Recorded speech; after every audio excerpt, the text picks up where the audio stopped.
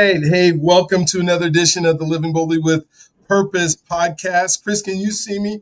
I know we had some technical difficulties before. I So I got want to you. make All right. So I just want to make sure that I am on and you are on. So excited about today's show. Chris and I were talking just a few minutes ago. We were talking, about the show and about the things that we're excited about. And he's telling me he gets to go do a retreat right now. And so excited about just even the possibilities of what does a retreat look like and how do you help people and how do you get away? And, as I think of it, I work with another gentleman who came on. His name was Eli. And he has like a retreat center out in Oregon, which I'm like, this got to be so amazing to be able to go out there. And then he does these solo retreats. And then this last weekend, I live in Denver, Colorado, and we have a botanical garden that's here. And so I did it. Just my wife and I went out and we spent the day at the botanical garden and, kind of just, went through some prompts and some other things. And it's so neat to get away. But when you're able to take folks with you, it's just so much more. I can go on a retreat and I can, this is great for me and, learn a whole bunch of stuff and write a whole bunch of stuff and kind of make what my life is going to look like. But it's so much different. At least it seems to me it's so much different when I have a group of people and you see this transformation, like they show up for you one way and then they leave a different person. And then even like 6 months later, they're still calling you and talking about some of the things that we do. And so I'm so excited about you to be able to do that. But before we talk about the retreats, I want to make sure that Chris gets the opportunity to tell his story. Like I do with all my guests, I say, hey, your story can start wherever you want it to. If it starts, hopefully it's not too much before you were actually born. But sometimes it is, sometimes they want to tell stories of their parents and that kind of stuff. And so if that's what's best, and then up to now and what you're doing, and then we'll kind of chop it up after that. So thank you for being on today. Thank you for willing to take your time out of your day today to be on with us and to kind of tell us who you are and what you do. So Chris, the floor is yours. Can't wait to hear. Thank you, Dr. B. I'm excited to be here. And thank you for giving me the opportunity and the platform to share what I do. I'm fortunate enough to be able to say that I'm living my life's work. I'm living my purpose every day, and incredibly grateful and blessed to be able to do that. My story started. I imagine like many people that go to a good school, get a good job, and I had this view of, hey, you're just gonna work the rest of your life in this good company and get a good paycheck and then retire. And that was like my model of happiness in life for probably the better part of the first at least 20 years of my life. And I did all of that. And fast forward to 22 years old, right out of college, working my first job in finance. And I just remember I was driving, started the story, driving to work. And I just remember thinking, like, this is not me. It felt like I was living out someone else's life, if that makes sense. And I didn't know who I was at the time, a young guy with very little life experience and just trying to figure it out. But I remember thinking, like, this isn't what I want to do. And I remember that day sitting in this early morning meeting, and then throughout the day, just like, wow, contemplating, not working, but just like, what am I doing? Mm-hmm. And at the end of that day, I just walked into my boss's office and I said, hey, I can't do this anymore. This isn't what I'm here to do. And before I really would have had the word for intuition, that's exactly what it was. It was just screaming loud at me, like something else is for you. And so I quit that job, and that cascaded me into figuring out this thing called entrepreneurship. That was one of the first labels that I would have defined myself for. I just started figuring out how I wanted to serve people. And that was the big thing at that point. I just didn't feel like I was helping anyone. I just felt like a cog in the wheel and didn't really have purpose in my day. I was just doing the job that was in front of me. And I was just hungry. I was hungry for more meaning in my life. And I didn't really know what that meant, but what I did was really one of the few things that I knew how, that I had experience in. And I actually at 22 years old started my first company, which I ended up growing into a gym. It was a fitness company, and back then I was just running classes outside on a field and passing flyers around and like trying to figure out business the hard way. And I did, and I grew that and was fairly successful early on. I think a combination of a lot of hard work and dedication. And then also, I wouldn't have had the words for this at the time either, but just like a servant heart. Like every person that came in my doors, I just wanted to do right by them. I wanted to help them. I wanted to serve them. And so I think people felt that. And so the community grew, the business grew, the gym grew. And yeah, I had some really great success. And that was like my first foray into coaching, because every person that came through the doors, I would sit down with them one-on-one and we would just talk. That'd be the first thing we do. We talk about what's going on for them, and we'd start with fitness. But what I realized more and more was that there was always deeper and deeper layers.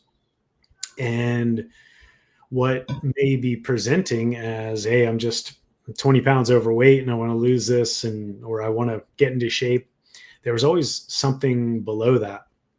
And I started to get more and more curious about that.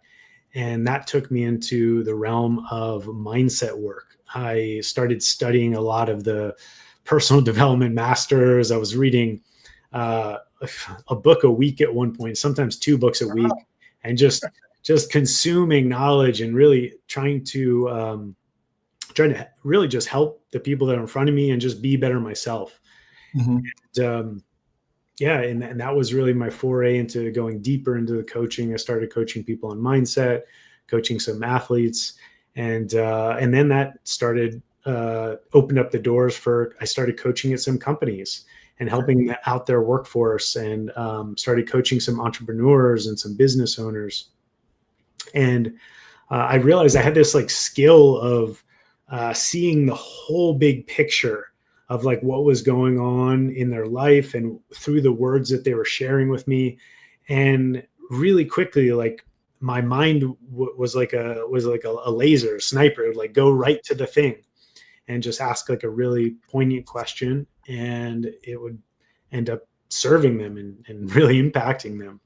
And so, yeah, and that continued on. So I've been coaching in all different realms. I say I'm coaching physical and fitness and nutrition and mindset and business and marketing and entrepreneurship and all these different things. And that all really ties into the work that I do today with my clients and on my retreats and all that.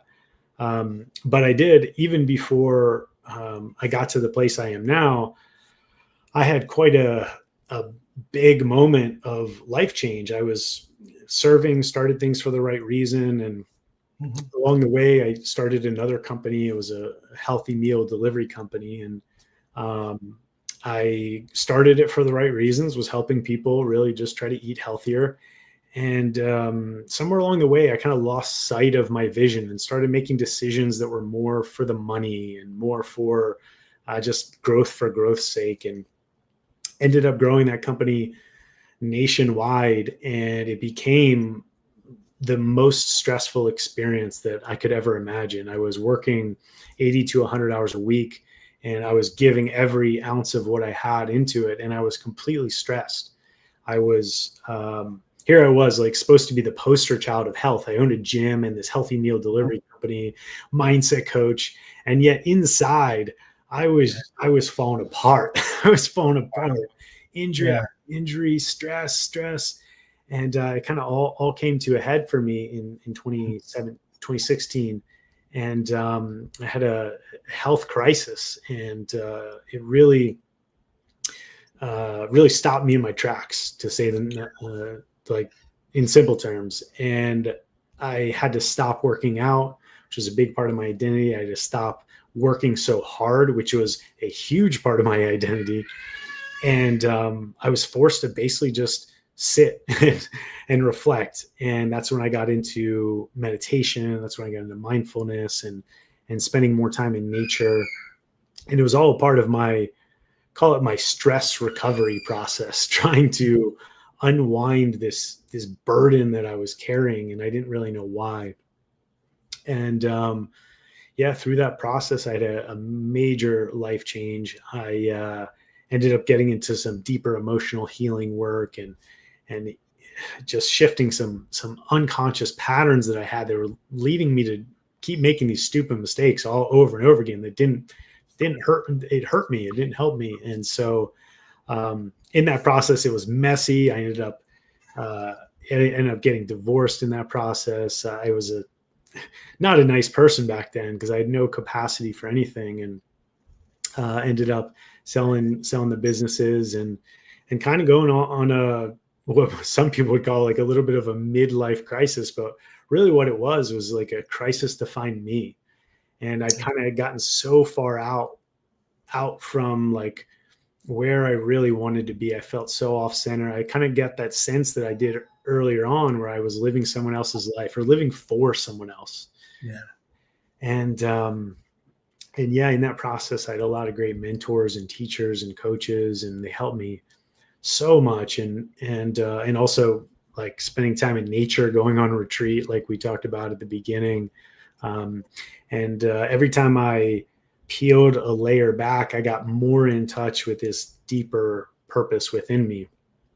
And yeah, it always came back to service and how can I serve people? And now what I do today is taking all of that wealth of knowledge and information that I accumulated over that time and helping people to uncover and remove a lot of their unconscious or subconscious beliefs that keep them stuck, hitting this invisible ceiling that everyone sets on their life. Everyone has some version of an invisible ceiling.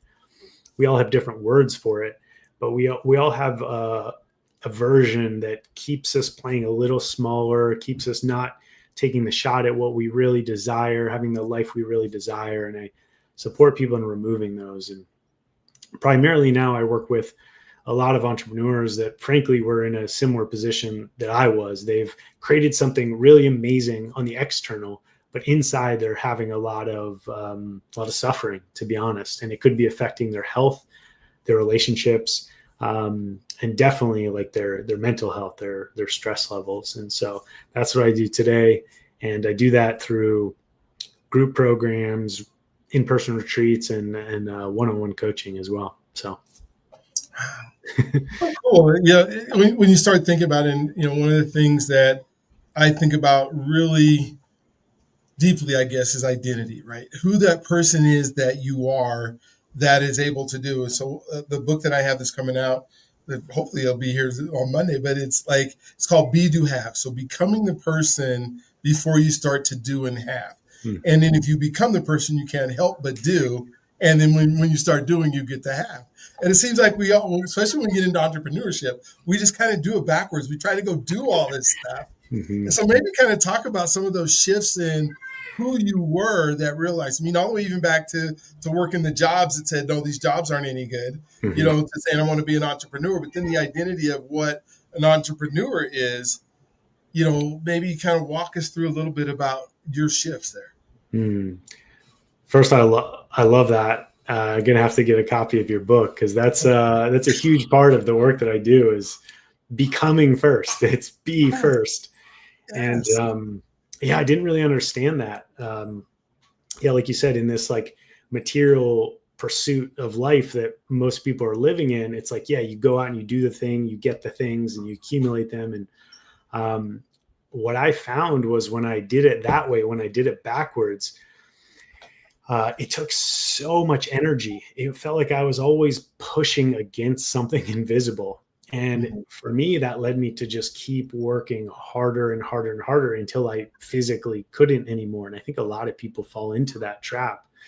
And so, along the journey in that that finding myself crisis that I had, I really realized that truth is that we become that version first.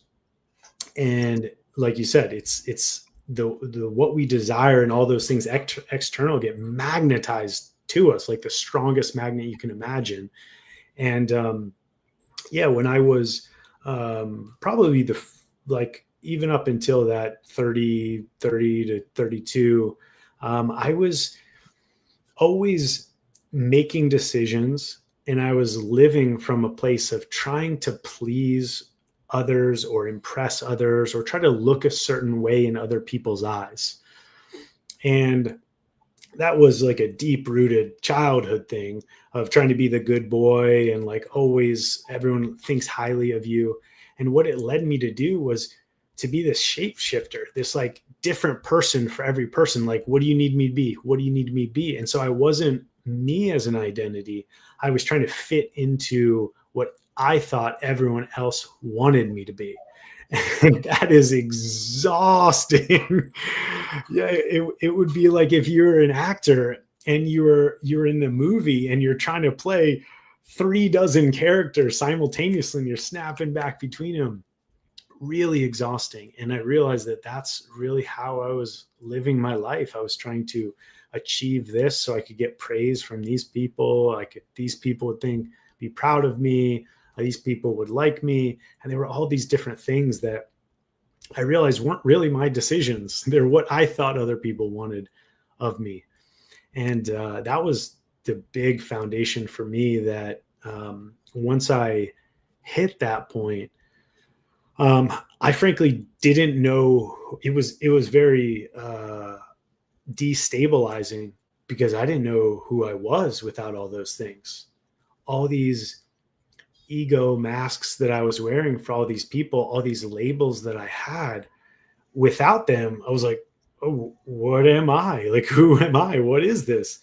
And it was a scary process because once I got rid of the athlete role after I got injured and after I got rid of the entrepreneur role when I sold my businesses and I got divorced, so I was no longer this role of good husband and hope.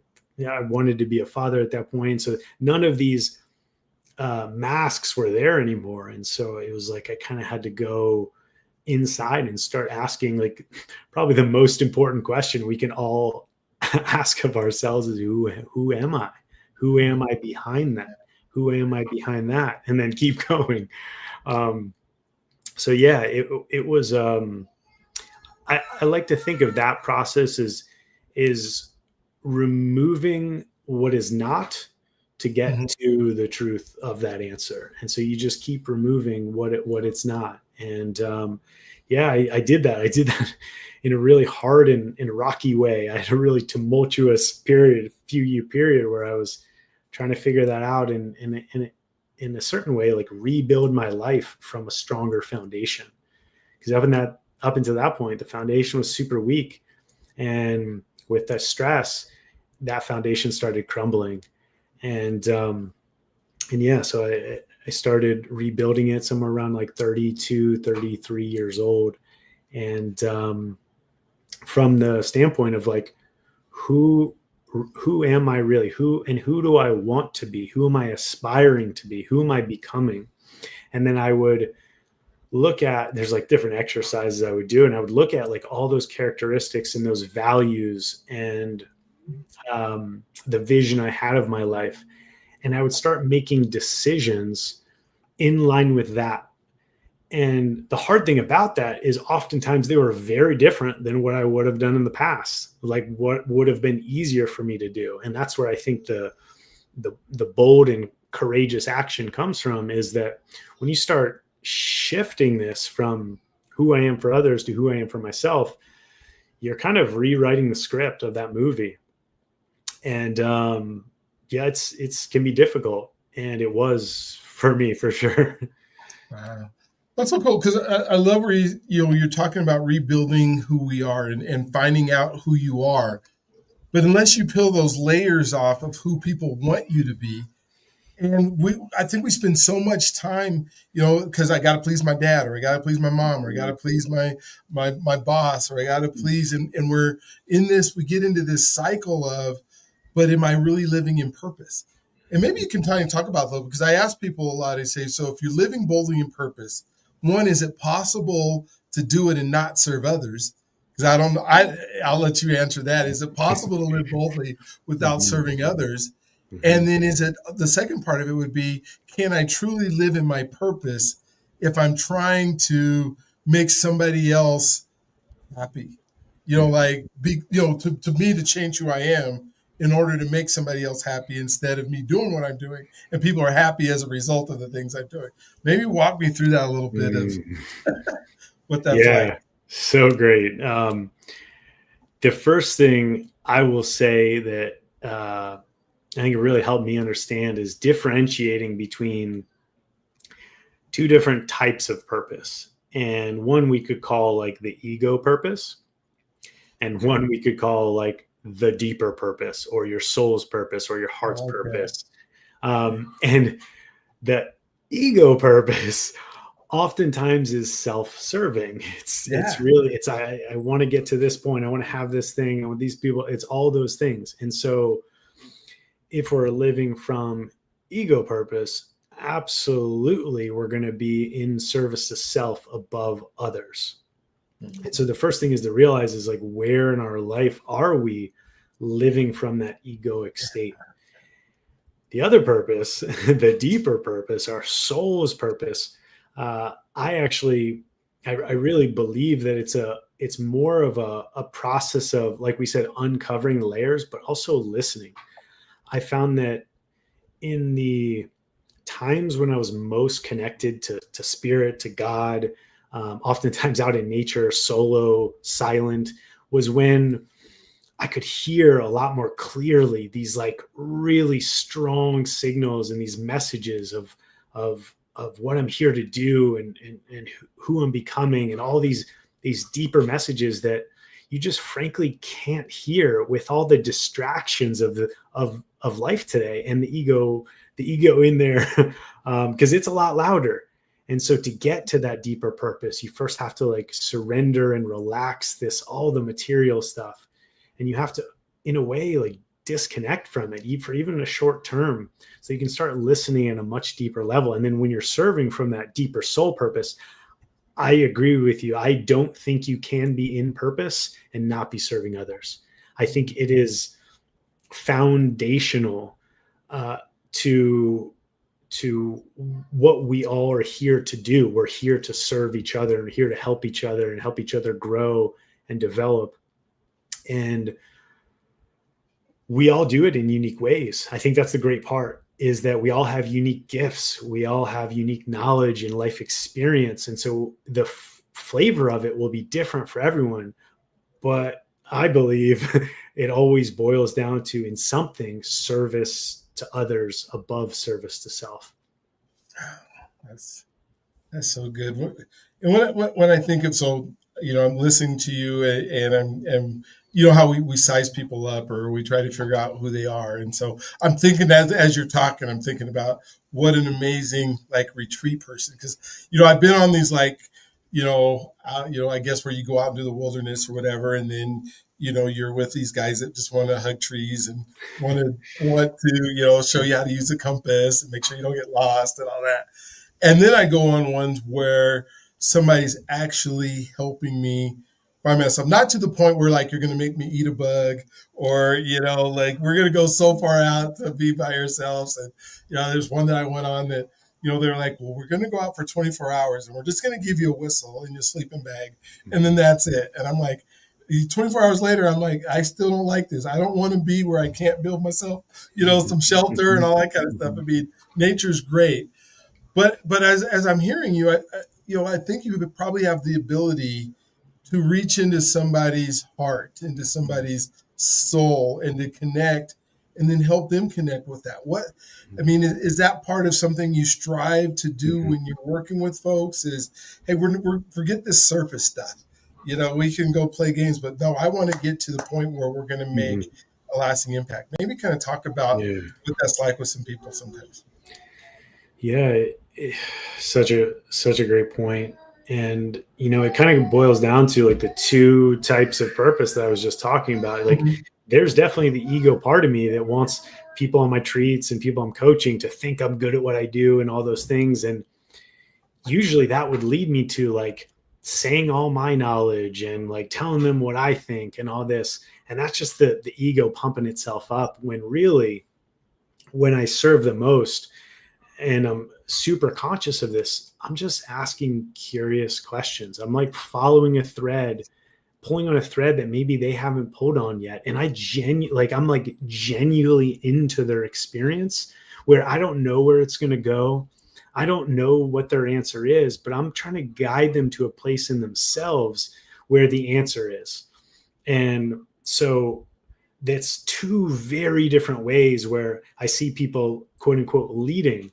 And one is leading through like, look at me, I have all the answers. And the other one is like, let me help you. Let me take you to a place maybe you haven't been before.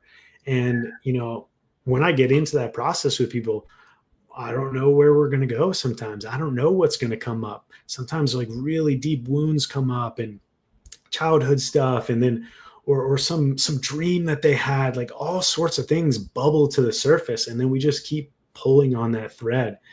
And it's wild, because I think this is the most important work that anyone can do in their entire life, is to find out what they're here on this planet to do. And Yes. yet so few people take the time and the energy and the effort to spend that relatively short amount of time to actually do it. Yeah. And, as I start thinking through, like when I'm working with folks and trying to define success, because usually when you start the process, it seems like their view of what success is isn't what we come down to as what success is. Because to me, sometimes in a lot of people's minds, it's how other people perceive you. Now I'm successful. That ego part that you're talking about. But when you really start living in your purpose and you really start doing what you were put on this earth to do, no matter what that is, when you really start doing that, the Mm. success isn't has anything to do with what other people think about you. Was there a time where you kind of just hit that? I mean, was it, hey, I've done successful companies, and you kind of know at some point when you win and you start winning, it doesn't matter what you do, you can win at. I mean, that's just part Yeah. of your makeup and your chemistry and who you are. But then sometimes that leaves such an empty gap because you realize that's okay. So what if I go start another company and we become very successful? If I'm Mhm. spending 80 hours a week, 100 hours a Mhm. week, and I'm not fulfilled as I'm doing it, then Mm. that's a waste of time. Go ahead. Yeah, you absolutely nailed it. Like you're telling my life story, and actually, I wish I could promote it, but it's the topic of the book, my first book that I'm writing right now. I'm in the middle of the first draft, and so it's all about. Yeah, thank you. It's been a humbling process, um, very humbling, and so Yes. it's about redefining what success actually means for you. And it kind of goes back to, again, those two principles that we were talking about, the egoic success versus the deeper soul success. And it's shifting from all of these external measures. My daughter screaming in the other room. I don't know if you can hear, but it's switching from all of these external Mhm. um, signals that we grow up learning are what makes us successful, like money in our bank account, a bunch of toys in the driveway or in the big house, and accolades and all these things. And I lived, again, for the first 30 to 32 years of my life in that realm. And so I get it. And like you're saying, I got to that point to where I had, I remember I sat down on my 30th birthday, and it's in December. So it always sat really well for the beginning of the new year. Mhm. And every year, I would sit down and I would reflect on the year. I would review my goals. Every year, I keep a spreadsheet of all the goals I have in different categories of my life. And on my 30th birthday, I remember this very, very clearly. I was sitting down and I had achieved just about everything I wanted to achieve in my life, like that I had written from the egoic stance before I was 30. And I kind of had this like, oh, I get goosebumps now. I kind of had this shockwave of like, oh no, like what's next? Do I just add another zero in this column to the goal? That doesn't feel right. And do I just achieve that? And so I kind of, for the first time, I like didn't know what to write on my goals. I was like, oh wow, I've done a lot. And so that was my first wake up moment where it's like, oh man, there's got to be something more to this than keep just checking the same boxes of material success. And it actually took me, I always say like 30 to 32, because it was throughout those years, it was like a back and forth process where some days I would wake up and I would just like go back into the old life. I'd put my head down, start working again, start going back to the egoic goals and the egoic success. I was like, no, I got to do this. I got to do this. This is what I'm good at. This is what I'm going to do. And then on other days I would wake up and I just have this like this overwhelming, there's got to be something more than just doing the same thing for the rest of my life. I was 30 or something. I was like, this is going to be my whole life. Like, no, thank you. And so it was, the analogy that I used is it was as if I had one foot on like one boat and one foot on the other, and they were slowly drifting apart in opposite directions. I was like doing this life split. On one day I was like, oh no, I got to get back on this safe boat. And then the other day I was like, oh no, I got to take a risk. I got to go for it. And so, yeah, it was, yeah, again, it was a process. It was like moments of awakening, but the process had to unfold in me over many, many years. And it was like, I got to that point where I was like, what else do I really want? Like, okay, do I want a nicer car? Do I want like more things? And I did that for a while. And I was like, actually, I'm pretty good. Like my life is amazing. And that's when this magic thing called gratitude started coming in, when I was like, wow, I actually am happy with my life. Like I love what I've created and what I'm doing. And it started shifting in me that I wasn't seeking anything outside of myself, because I really believed I started to believe I had it all. I was like, look, I've got it all. I've got people that love me. I've got a healthy body. Like I'm doing what I love in this world. I'm helping people. And I was like, well, I have enough. I eat. I've got a roof over my head. And when I started to shift that lens from like, I'm never enough, so I have to keep seeking more, and I shifted that to I am enough, I have enough, and I'm grateful for it, everything in my life changed.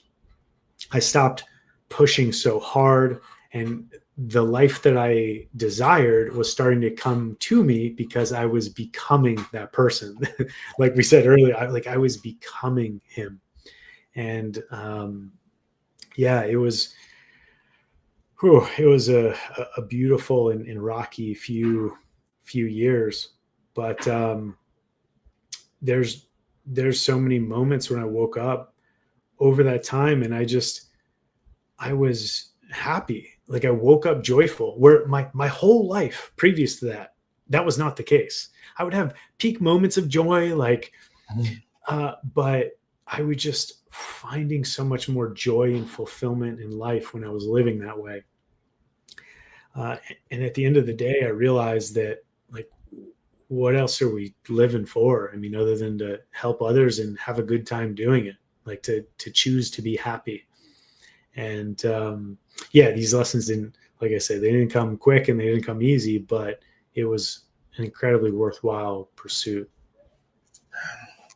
That's so cool. When we start thinking about the things that we've done in order to reach this, one of the things I hear all the time, whether I'm going to seminars or I'm out there, is, how much time we need to spend on our own personal development and developing who we are. And they say, who you become is going to be based on your associations and your relationships and the books and things you read and the things you listen to. For you, maybe kind of walk me through what you do in order to improve you so you can be more to others, and how much of your time is based on that. Are there some specific things that you would encourage others to do? Kind of walk us through your personal development cycles and how it's helped you throughout the years. Such a great question. I would say I started in personal development when I was probably 15, 16, 17. I was in high school. I remember I had one of my best friends, his mother actually started giving me books to learn, just nonfiction development books. And some of them were on finance, some of them were on business. And I remember so many of those books say it in many different ways that at the end of the day, your abilities and your knowledge, your wisdom will be the most valuable thing to you over it, even talking like a career. Like your earning potential is the most valuable thing, like your wisdom, your experience. And so even back then, and for the first, I would say 10 plus years, it was mostly just like learning and reading and listening. I would go to a lot of seminars, and I had a few early mentors and coaches that really helped me out with this a lot. Actually, one of them, he told me that if you read just 4 nonfiction personal development self-help books a year, you're in the top 1% of readers.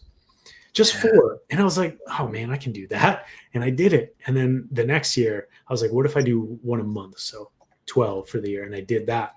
Then the next year I did 1 a week. And then the next year I did 100 nonfiction personal development books in 1 year. And I will say, don't take that advice. Wow. because I couldn't actually receive and put into action that much. What I know now is that the knowledge is only valuable if you bring it into action.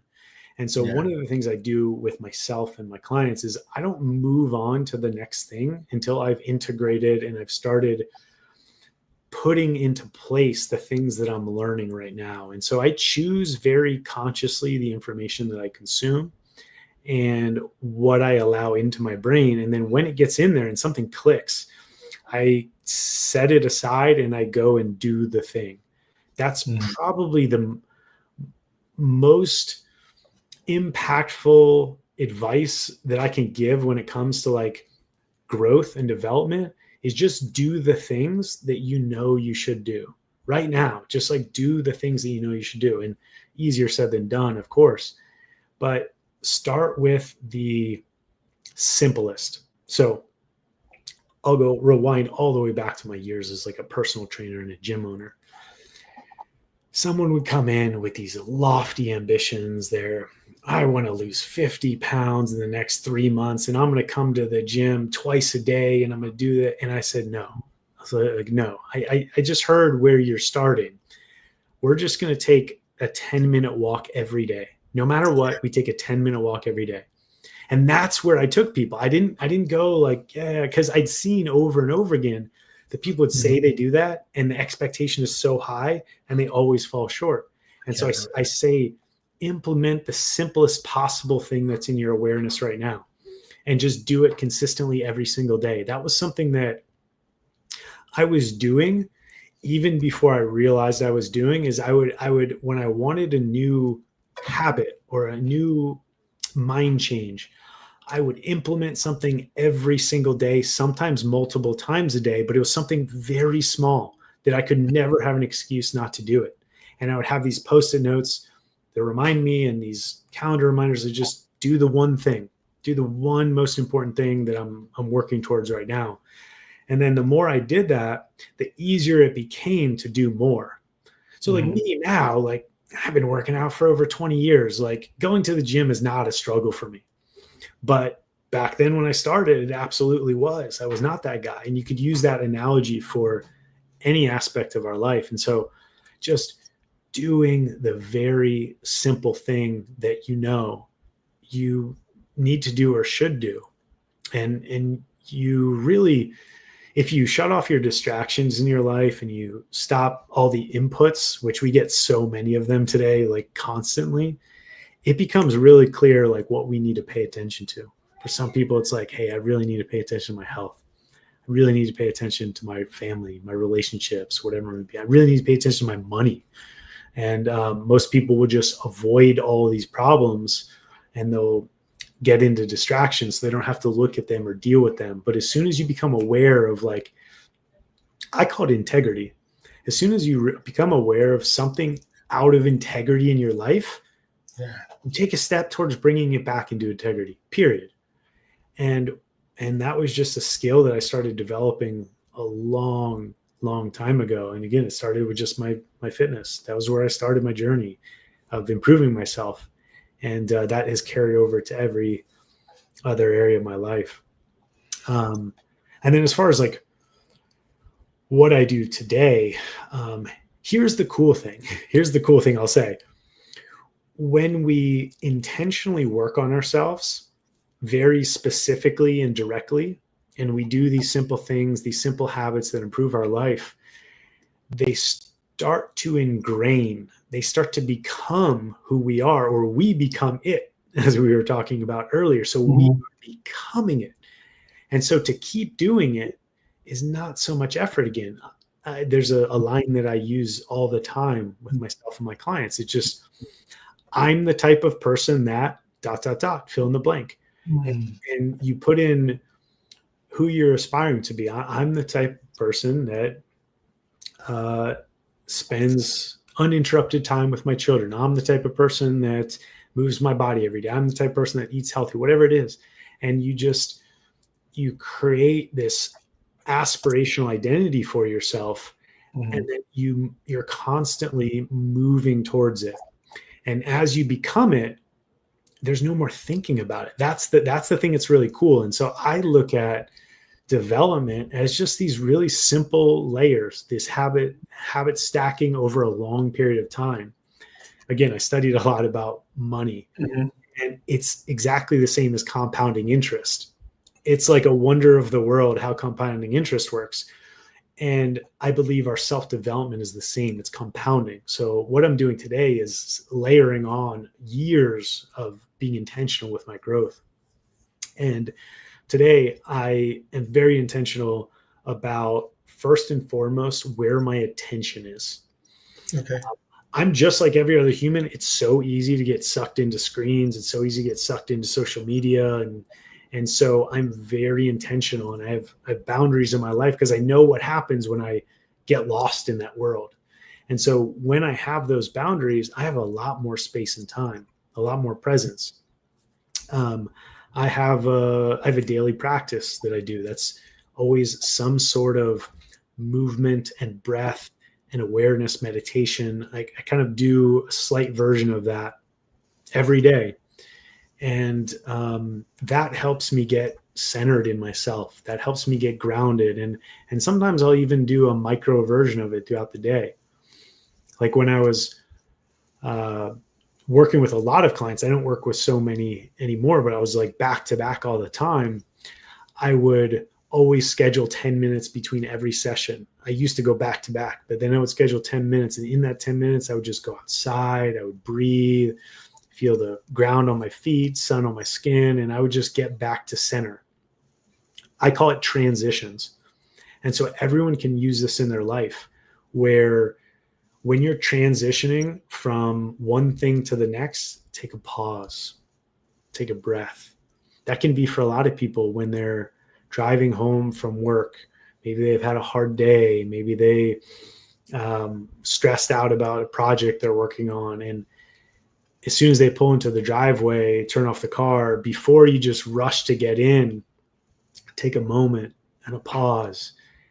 Just breathe deeply, and do that a few times. And what you'll notice is when you do that consistently, when you're transitioning, you don't bring the past into the present. Yeah. So like back when I was doing that, I was a jerk. I was a terrible person to my family and my ex-wife at the time, because I was just carrying all that stress with me home, and I was carrying it everywhere I went. And so just taking a few moments to transition and just, okay, going home, be present with my children no matter what happened in the past. It's still going to be there when I wake up tomorrow. So I can just leave it there. And so I can just be here now in this moment. And I think that is one of the most powerful, just practical piece of advice that I can give is just breathe. Anytime you're overwhelmed, you're stressed, you're angry, just breathe, slow down, and allow yourself to come back to your center, come back to grounding. Well, it's so cool that you said it's the coolest part. And I'm saying that it's cool, but you equate breathing as part of personal development, which Oh is so huge. I mean, but you don't think that way. You think, oh, I just got to get all this stuff into my brain. But if your brain doesn't have oxygen, right, it's yeah. deprived of all the things that you need it to do in order to work as efficiently as it can. Yeah, Go ahead. I know this from my fitness days, from my athlete days. So if anyone has ever worked to like as hard as they can, riding a bike or running or whatever it is, like when you're so out of breath and you're so fatigued and exhausted, your brain actually starts shutting down, like it's critical thinking.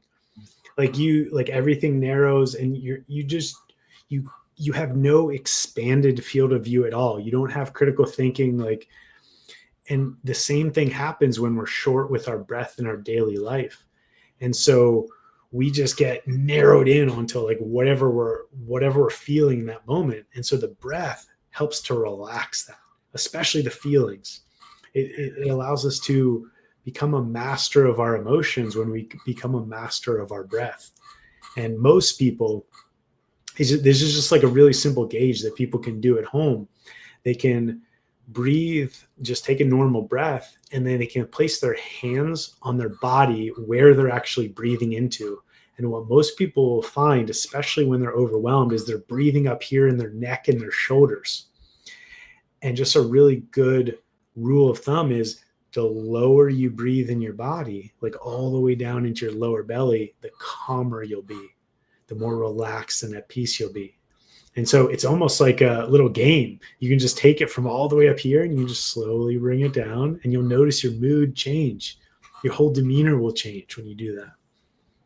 Yeah, sometimes I'll go speak at schools, and that's one of the things I'll start with. And I'm like, take a deep breath. And Yeah. then, like, you see their stomachs go in, and, it's all up here. You're like, okay, now I want you to put your hand on your belly. I want you to take that breath. I want you to feel your actual tummy come out. That Mm-hmm. means that the air is going in. And, it's the one thing that when you're talking to whoever, when somebody gets so focused on something, the one thing they not only breath but just their health in general. I mean, they're willing to go eat at a fast food every single day, or they're willing to not do any exercise, or willing, the one thing that's going to make it so that they can achieve what they're trying to achieve is the one thing that they decide, I'm going to give that up for right now. And it's one thing you can't. It just you really Mm-hmm. just can't give it up. It's so true. It's so true. When we're breathing short and high in our body, we make bad decisions. We make survival based decisions because your biology thinks you're in survival when you're breathing fast and rapid and high like that. Cortisol and adrenaline are pumping in your body. And so you're going to make survival based decisions. And survival based decisions are only good for the moment, they're not good for your future self. They're just good for the second to get you out of danger. Exactly. Yeah. So, and this will probably be my last question. I'm going to ask you, to kind of, make sure you tell us what you want us to hear. But doing a lot with AI right now, and our world has changed. I just turned 60 in March, and so I remember the times before there was even internet. And as I was an educational technologist, and that's what I've done, and now I'm really jumping into the AI stuff. I just finished a book called Relationship versus AI, and the power of making sure your relationships are there. We have all this bombardment of social media and trying to compare our lives to other folks and other things based on all this bombardment of information. It's not about knowing stuff anymore. It used to be I had to know my phone number. I don't need to know anybody's phone number anymore, right? It's in my phone. Mm-hmm.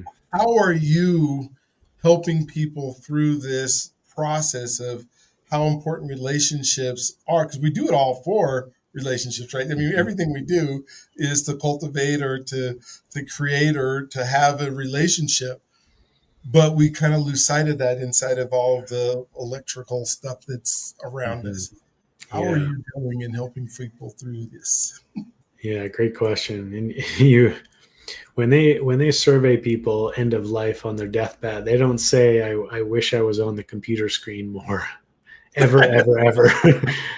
They universally say, I wish I spent more time with my loved ones, my friends, my family, my children, my spouse, universally. And so that right there, we can take a lot of wisdom from, is we don't have to get to our deathbed and have all these regrets to learn from the people that have shared that wisdom. And I've really taken that to heart in my life. And I really believe the most valuable currency of the future is going to be human connection, because no matter how much technology we develop, we're still these human beings that have a heart and a soul. And it's a universal experience that we want to feel connected to one another, like you were saying. And so those that develop their capacity to be able to connect in a heart open way, an honest and authentic way, are going to be the most valuable people of the future, because so many are forgetting that when they're blasting out their characters on a keyboard or on a phone with their thumbs, and that's all they really know how to do to interact with others. They're losing so much of the nourishment of what it means to be human and to be in connection with others. And the further we go into AI, and what I always say about like AI and just technology in general is, we our primary intention should be to become the user or the master or the director of the tool, and not the slave to it.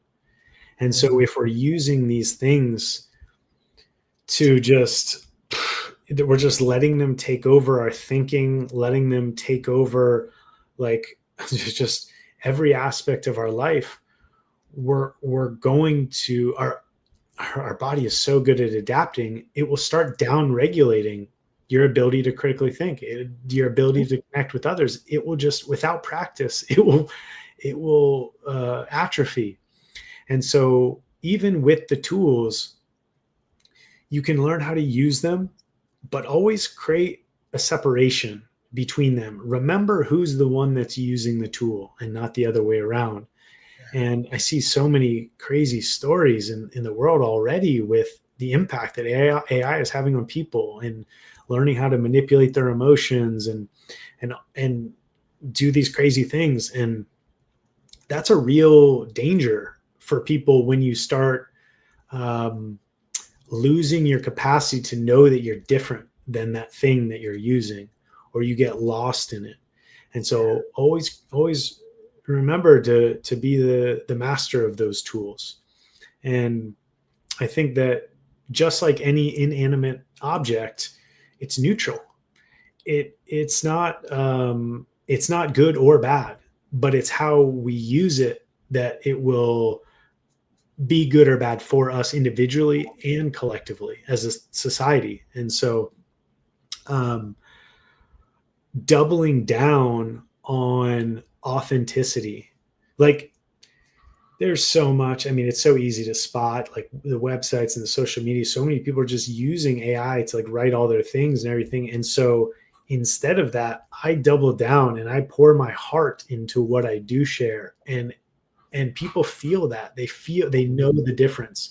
And I don't know if it will be studied, but there will be a time when there will be a study of like what's human and what's artificial, or like what's coming from a soul and what's coming from a machine.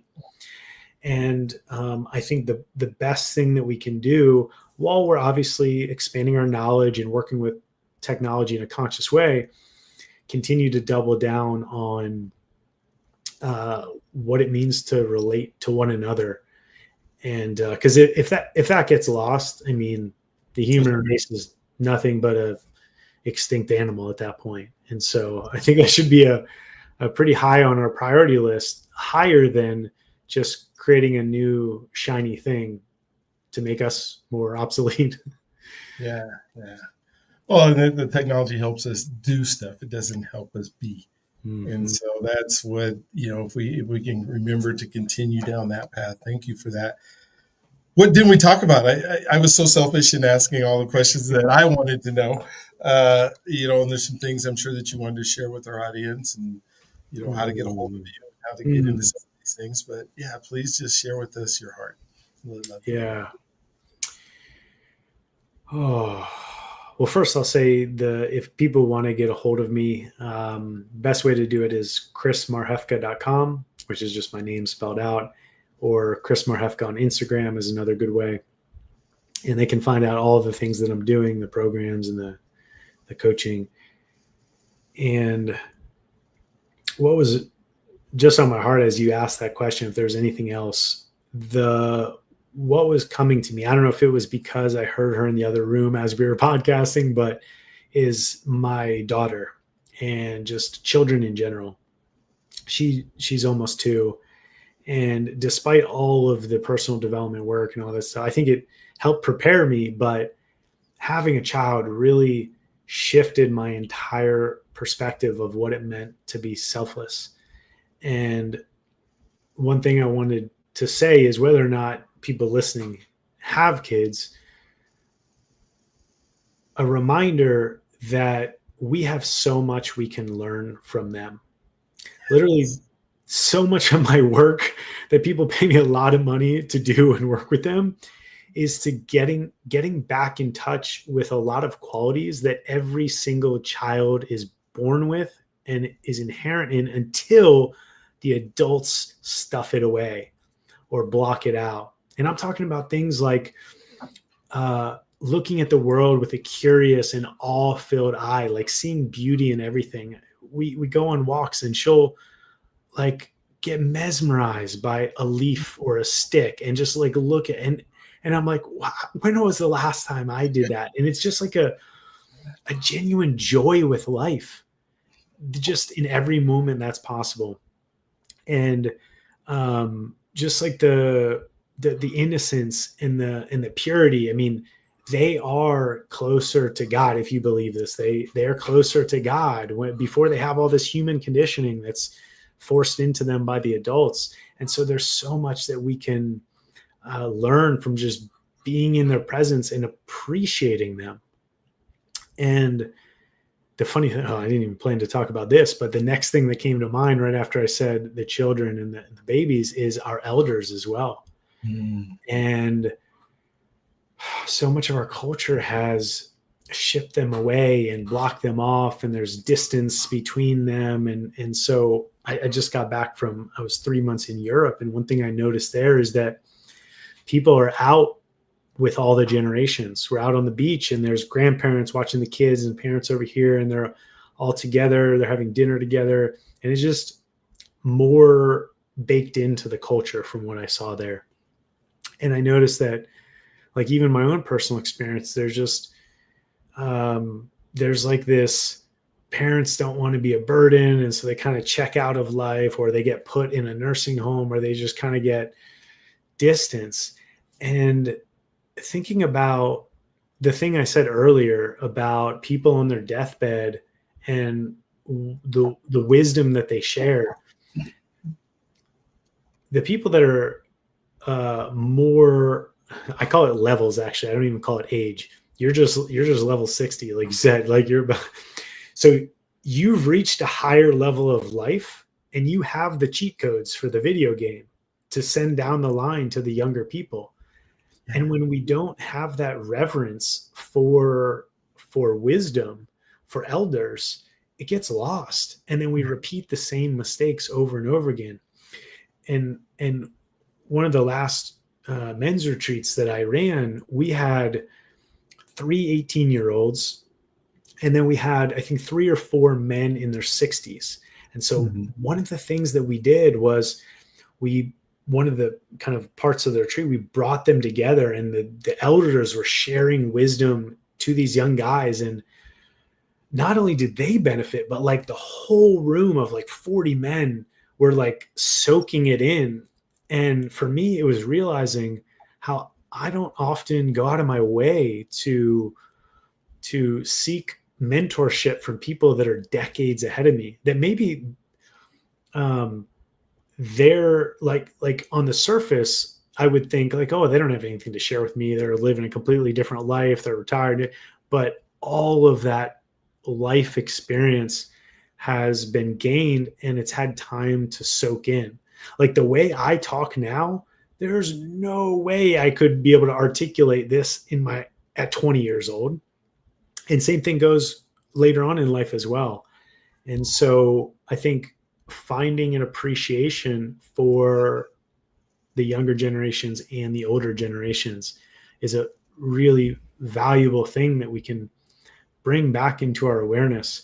And that's one of the things that we do really consciously in my family, is we make sure that we carve out time that our daughter is with all of her grandparents. Really important. Oh, so cool.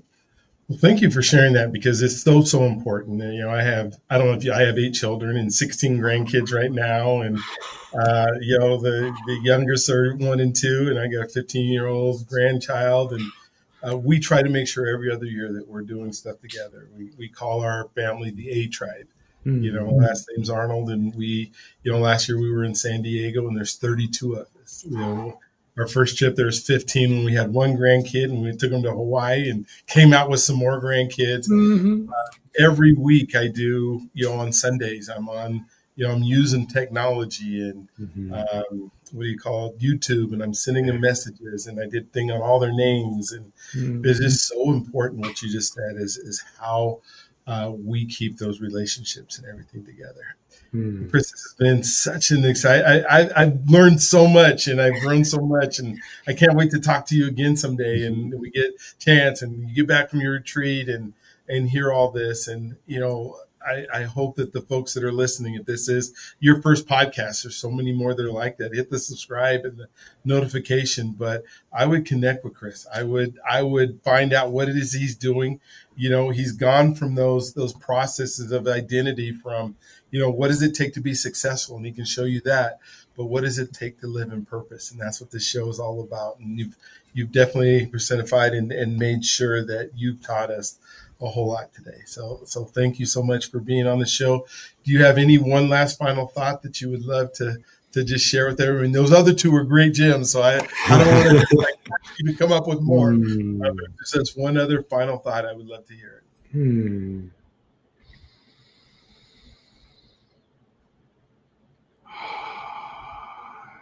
It's kind of on a similar thread, but what just came to me was love your neighbor. They're your brother and sister, whether you know it or not, whether you got the same last name or not. We're a lot more alike than we are different. And I think that's getting lost for a lot of people right now.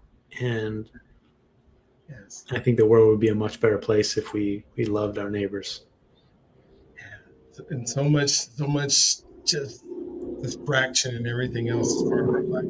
The division that's in there. Please do that. Please make sure. And it starts with conversations like Chris and I just had today. There was no agenda of, who you are or what you believe in and that kind of stuff. It was, how can we both figure out ways to serve others and then talk about it in this way. So I encourage you to go out and do those things. For me, I want you all to remember that you're God's greatest gift. He loves you if you allow him to. And I cannot wait to talk to you guys on the next one. Chris, again, thank you for being part of it. And you guys have an amazing, awesome, wonderful, awestruck day today. I'll talk to you soon.